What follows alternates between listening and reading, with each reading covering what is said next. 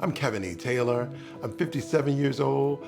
I hail from the great city of Washington, D.C., our nation's capital, but I presently reside in the wonderful city of Newark, New Jersey. I'm senior pastor of Unity Fellowship Church. I am director of LGBTQ services, NJCRI, and I'm an advocate for compassion and choices. Church is really a community work. It's compassionate choices, which, I love a good title.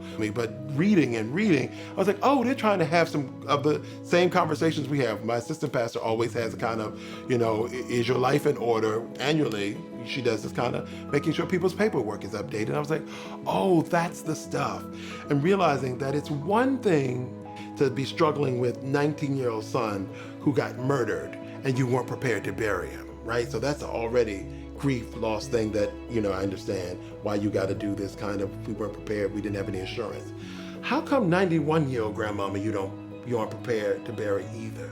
How did you not have any insurance? How were you not prepared? How are you doing a GoFundMe for her too?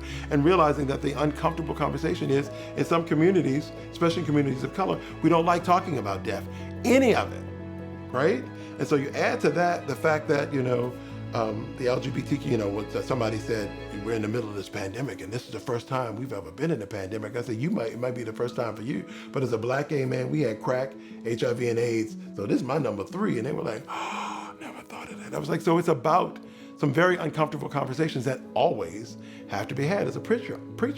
I am called into rooms when it's the last days, right? So it's like these last rites of passage, these conversations are conversations I always have to have. And so this feels like a good opportunity to shape it in such a way that people don't always have to run from it or hear it and go right to trepidation. It could be resourceful. The idea that compassion and choices could offer some choices that can include financial literacy or, estate planning or, how to have the conversation when, right? You can't leave that stuff unanswered. I've got children. I've got a son who's got 3 children who just had a daughter a few weeks ago. I've got grandkids. I want my son in grief to not have to, son, here is where my papers are. Here's the email.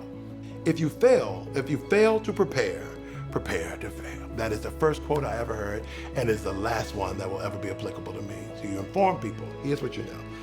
You empower, here's what you know you don't know, let's help. And you advocate by saying, here's somebody to help you with the parts you know you don't know.